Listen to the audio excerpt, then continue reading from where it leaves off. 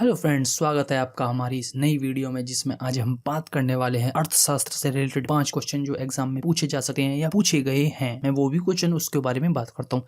सबसे पहले आप सभी को दिवाली की हार्दिक शुभकामनाएं और मैं आप आशा करता हूँ कि आपका इस साल अच्छा जाए और आप कहीं ना कहीं सरकारी जॉब आपको मिल जाए। मैं ये आशा करता हूँ। ठीक है, आप नेक्स्ट दिवाली आएँ तो आप सरकार से बोनस ले रहे हों दिवाली पे। ठीक है, तो चलिए आशा के साथ शुरू करते हैं। तो मैं ये 5 क्वेश्चन कराऊंगा इसमें अर्थशास्त्र से रिलेटेड।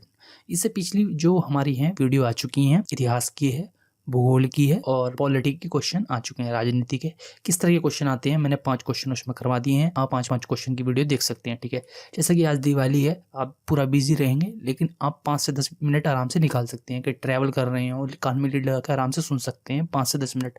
अगर आप इसे देख लेते हैं तो आपका पूरा दिन यूटिलाइज हो जाएगा। ठीक है, चलिए देखते हैं हम कि किस तरह के क्वेश्चन इसमें आते हैं, मैं आपको करवाने वाला हूँ।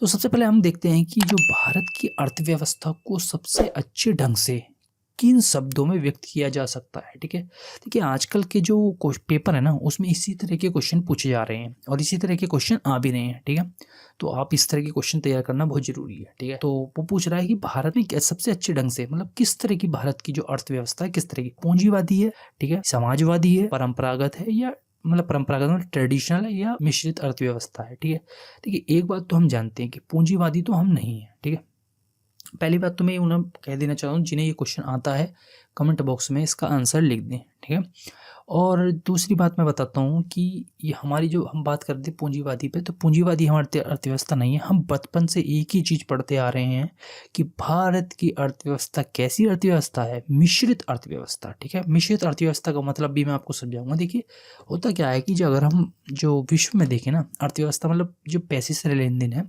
वहाँ पे किस किस तरह की कंपनियां काम कर रही हैं। ठीक है, अगर किसी देश में सिर्फ सरकारी कंपनियां हैं, आप इस तरह समझिए, किसी देश में सिर्फ सरकारी कंपनियां हैं तो उस व्यवस्था को कहते हैं समाजवादी अर्थव्यवस्था। या फिर दूसरा होता है कि जिसमें सिर्फ प्राइवेट कंपनियां, सरकार की कोई कंपनी नहीं है, उसे कहते हैं पूंजीवादी अर्थव्यवस्था। ठीक है, या फिर मतलब दोनों की मिक्सचर हो। तो जैसे कि हम भारत में देखते हैं तो क्या यहाँ पे सिर्फ प्राइवेट है? नहीं, यहाँ सरकारी भी हैं, सरकारी कंपनियां भी हैं। ऑर्डिनेंस को आप जानते हैं, PSUs को आप जानते हैं। ठीक है, क्या यहाँ पे प्राइवेट नहीं है? प्राइवेट हैं, खूब जानते हैं आप, आपके आसपास भी बहुत सारी प्राइवेट कंपनियां होंगी। तो यहाँ पे प्राइवेट भी हैं और यहाँ पे सरकार की कंपनियां भी। तो ये कैसी हुई, मिक्स हो गई दोनों। ठीक है, मिक्स वेज खाइए ना आपने, मिक्स वेज सब्जी जिसमें सारी सब्जियां मिक्स कर देते हैं, तो ऐसी इसके नाम से निकला मिक्स। दोनों मिक्स हो गई, सम्मिलित हो गई, दोनों साथ साथ चलती हैं, तो उसे बोलते हैं मिश्रित अर्थव्यवस्था। ठीक है, तो ये भारत की अर्थव्यवस्था है मिश्रित अर्थव्यवस्था, तो ये इसका आंसर होने वाला है डी। ठीक है, तो मैंने ये लिख दिया है। और जो सबसे बड़ी इंपॉर्टेंट बात मैंने इसमें एक वर्ड लिखी है कि ये किसकी देन है। ठीक है, किसकी धारणा को प्रतिपादन के श्रेय किया जाता है?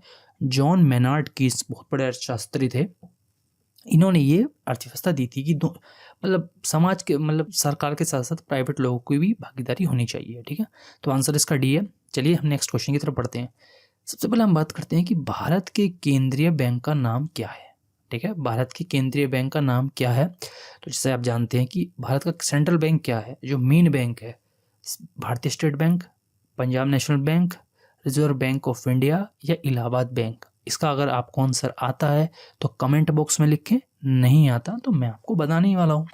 तो भारत का जो हमारा जो केंद्रीय बैंक है, देखिए आपको एग्जाम में कन्फ्यूजन हो सकती है, वो लग सकता है भारतीय स्टेट बैंक, लेकिन ऐसा नहीं है दोस्तों। इस हमारा जो क्या नाम है केंद्रीय बैंक है वो है रिजर्व बैंक ऑफ इंडिया। ठीक है, सी इसका आंसर है, रिजर्व बैंक ऑफ इंडिया इसका आंसर है। देखिए तो रिजर्व बैंक ऑफ इंडिया के RBI के बारे में मैं कुछ बातें करना चाहता हूँ। ठीक है, इसी क्वेश्चन से लेते हुए देखिए जो केंद्रीय बैंक है ना वो कब स्थापित हुआ था? 1934 में, मतलब कि ये हमारी आज़ादी से पहले ही अंग्रेजों ने स्थापित कर दिया था। ठीक है, लेकिन सब मतलब अब वो अपने थोड़ा फ़ायदे के लिए भी था, जो मेन काम था, है ना, और कुछ हमारे जो आंदोलन चल रहे थे उससे प्रभावित होकर भी हुआ था। ठीक है, और आज़ादी के बाद क्या हुआ कि इसका राष्ट्रीयकरण करके हमने अपने कब्जे में ले लिया। अंग्रेज तो चले गए, फिर हमने कब्जे में कर ले लिया। ठीक है, और शक्ति दे दी गई, तो ये हमारा केंद्रीय बैंक बन गया। तो ठीक है, ये याद रखना कब स्थापना हुई थी, 1934 याद रखना। और कौन क्या है हमारा जो केंद्रीय बैंक है? RBI है। ठीक है, तो ये है। और सबसे बड़ी बात मैं आपको बताऊं कि देखिए एक एग्जाम में ना ये पूछा गया था कि RBI के जो लोगो है उसमें कौन छपा हुआ है। तो RBI के लोगो पर थोड़ा ध्यान रखना कि एक तो छप रहा है शेर और ऊपर उसके छप रहे हैं गेहूं के दाने, मतलब पेड़ से छप रहा है ट्री। तो शेर और ट्री छप रहा है, ठीक है, आरबीआई में। तो ये थोड़ा याद रखना, ठीक है। ये 1934 में स्थापना हुई थी। शेर और ट्री उसके ऊपर एक छप रहा है, वो है हमारा जो केंद्रीय बैंक है, वो है आरबीआई, ठीक है। नेक्स्ट बात करते हैं कि निम्नलिखित में से वह कौन सी शर्त है जो भारत के विकास के लिए आवश्यक नहीं है, ठीक है। मतलब कि ये पूछना चाह रहा है कि क्या इन सब में क्या मतलब आवश्यक नहीं है। देखिए इस तरह के क्वेश्चन पूछे जा रहे हैं आजकल, नहीं में ज़्यादा क्वेश्चन पूछ रहे हैं। और नहीं का मतलब क्या होता है कि आपको सारे का बारे में पता होना चाहिए कि ये है ये नहीं है। देखिए ठीक पूछेंगे तो आप अनुमान लगा सकते हैं, लेकिन नहीं में आपको तीनों का पता होना चाहिए, ठीक है। तो मैं बात कर सकता हूँ कि सबसे पहले पूंजी संचयन, मतलब कि ये बात कर रहे हैं पैसे की, पैसा सेविंग। तो क्या भारत के विकास के लिए आवश्यक नहीं है पैसा? हाँ है। मतलब ये उत्तर नहीं, वो पूछ रहा है क्या नहीं है, आवश्यक तो है ना, तो ये नहीं है। अच्छा संसाधन, मतलब कि जितना भी हमारे यहाँ लोग हैं, मशीनें हैं, क्या वो ज़रूरी नहीं है? हाँ है, तो ये भी नहीं है।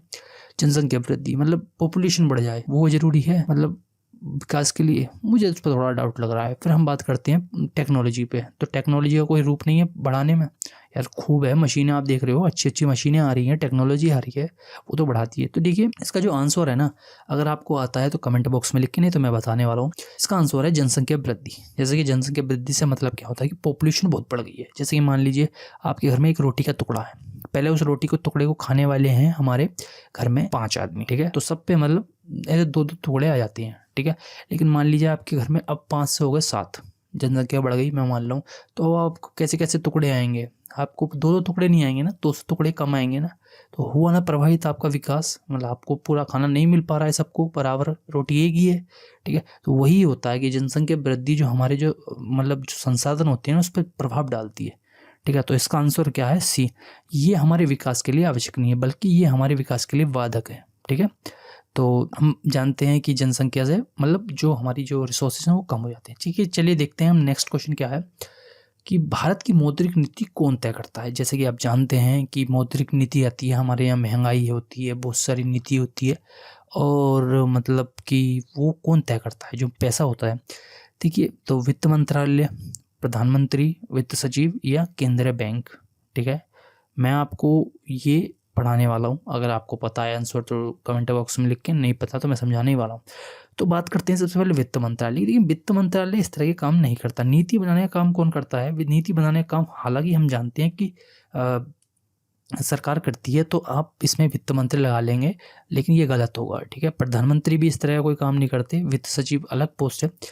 केंद्रीय बैंक जो है हमारा, जो हमारे आरबीआई है ना, उसमें एक कमेटी होती है ना, मौद्रिक नीति समिति होती है, वो ये तय करती है। तो केंद्रीय बैंक की होती है वो। तो इसमें उत्तर क्या होने वाला है? हमारा केंद्रीय बैंक, ठीक है, ये तय करता है। और इसके माध्यम से जो हमारी जो महंगाई है ना, महंगाई है एक हद तक ये तय करता है इसके द्वारा कि बाजार में कितना पैसा आएगा या कितना पैसा जाएगा, ठीक है। अब आप सोच रहे होंगे, कुछ लोगों को समझ में नहीं आ रही होंगी क्या है यार मौद्रिक नीति। कुछ नहीं है, आप सीधा रटा मारिए कि मौद्रिक नीति कौन तय करता है, वहाँ कोई आपसे कोई ऑप्शन नहीं पूछने वाला है। धीरे धीरे चीज़ें आपको समझ में आ जाएंगी, और मैं भी पढ़ा दूंगा एक अलग वीडियो बना के। लेकिन आप सीधा याद कर लेना कि मौद्रिक नीति कौन बनाता है? केंद्रीय बैंक बनाता है हमारा, ठीक है। एक पिन पॉइंट आप अपने उसमें याद रजिस्टर में नोट कर सकते हैं डायरेक्ट, ठीक है, ठीक है। तो मुद्रास्फीति के लिए बनाया जाती है, ये थोड़ा याद रखना, तो केंद्रीय बैंक बनाता है। नेक्स्ट क्वेश्चन की तरफ हम करते हैं, ठीक है, कि 2 रुपये और उससे अधिक मूल्य वर्ग के करेंसी नोट किसका दायित्व है। मतलब कि हमारे जो आपने सिक्के देखे होंगे या नोट देखे होंगे, ये रिस्पॉन्सिबिलिटी होती है। ये ऐसे नहीं होते कि मतलब आप कोई कितना ही पैसे छाप लो, बहुत से लोग सोच रहे होंगे, ऐसा नहीं होता है, ठीक है। तो ये किसका दायित्व होते हैं? मतलब कि अगर आपके फट गए या गल गए या आपके पैसे नहीं चल ले रहा कोई भी, तो कौन उसके लिए जिम्मेदार होगा? ठीक है, भारत सरकार होगी, या भारतीय रिजर्व बैंक होगा, भारतीय स्टेट बैंक का, या सभी होंगे। तो अगर आपको इसका उत्तर आता है तो कमेंट बॉक्स में लिख के, नहीं तो मैं तो बताने वाला हूँ। तो देखिए सबसे पहले मैं बात करता हूँ कि भारत सरकार की, ठीक है। तो भारत सरकार जो है ना, हमारे पास जो है वो भारत सरकार बस सिक्के जो होते हैं ना, सिक्के हमारे यहाँ सिक्के, उसके लिए दायित्व भारत सरकार का होता है। तो ये भारत सरकार क्या है, तो ये जैसे बोलते हैं ना, भारत सरकार क्या होती है? चिंदी होती है। तो चिंदी कौन होते हैं? सिक्के, ठीक है। तो सिक्के किसका वो है? भारत सरकार का, ठीक है। 1 से लेकर 5 रुपए तक के नोट जो है, नोट 1 से या 2 रुपए का नोट जो आता है, वो सरकार की जिम्मेदारी होती है। नहीं तो सिक्के सब सिर्फ के सरकार के होते हैं। तो आप ये याद रखना, क्वेश्चन पूछा जा सकता है कि भारत सरकार का दायित्व क्या है, सिक्के। और जो ये नोट होते हैं ये होते हैं भारतीय रिजर्व बैंक का, आरबीआई, हमने केंद्रीय बैंक पढ़ाना भी है, वही इसका दायित्व संभालता है। तो वो मौद्रिक नीति भी तय करता है, मैंने आपको बताया, और वो भारतीय रिजर्व बैंक का भी काम करता है। ठीक है, मतलब 2 से जो रुपये से अधिक 2 का, 100 का, 50 का, 20 का, 500 का, 200 का, 2000 का, जितने के भी नोट्स हैं ना, वो सब आरबीआई की रिस्पॉन्सिबिलिटी होते हैं। ठीक है, तो चलिए देखते हैं। ठीक है, मैंने ये एक्सप्लेनेशन डाल दी है। अब मतलब 1 रुपये के जो नोट हैं वो वित्त मंत्रालय द्वारा निर्गमित होते हैं, और 1 रुपये के नोट पे जो सबसे बड़ी इंपॉर्टेंट बात है कि उस पर वित्त सचिव अपने हस्ताक्षर करते हैं। ठीक है, और सभी सिक्के मैंने आपको बता दी कि भारत सरकार छापती है, और पर चलन में रिजर्व बैंक द्वारा डाले थे। हाँ, ये भी याद रखना कि सिक्के तो सरकार छापती है, अब सरकार कोई बांटेगी सबको, बैंक से ही बटेंगे सबको, लोगों को पैसे, तो सिक्के के द्वारा, बैंकों के द्वारा ये सिक्के दिए जाते हैं। ठीक है, तो रिजर्व बैंक के द्वारा, बैंक एक एजेंट की तरह काम करता है भारत सरकार के लिए। ठीक है, और अधिक नोट के लिए हमने बताया दिया कि केंद्रीय बैंक वो होता है, दायित्व होता है। ठीक है, तो चलिए, मैंने जैसे कि मैंने इसके डाल भी दिया है कि जैसे कि अगर आप सिक्के देखेंगे तो ये हमारा जो मतलब मंत्रालय है वो देखता है, और आप अगर नोट की बात करेंगे, जितने भी नोट है इन्हें देखता है रिजर्व बैंक ऑफ इंडिया। थोड़ा ये तस्वीर याद रखने का। ठीक है, तो आप आराम से लगा देंगे। नेक्स्ट आगे बढ़ते हैं, ख़त्म करते हैं वीडियो। मेरा नाम है मनोज शर्मा और आप देख रहे हैं, आप इस वीडियो को देखें 1 से 2 बार देखें, नोट्स बनाएं अपने उसमें, और ऐसे ऐसे 5-5 क्वेश्चन के नोट्स बनाते रहे। क्वेश्चन बैंक अप्रोच हमारी चल रही है, जैसे कि अब मैं बता रहा हूँ कि कल हमारी वीडियो आएगी साइंस के ऊपर, आप उसे भी देखें, और बहुत ईजी तरीके से मैं आपकी सभी सब्जेक्ट की तैयारी करवा दूंगा। ठीक है, तो चलिए वीडियो ख़त्म करते हैं। जय हिंद, जय भारत।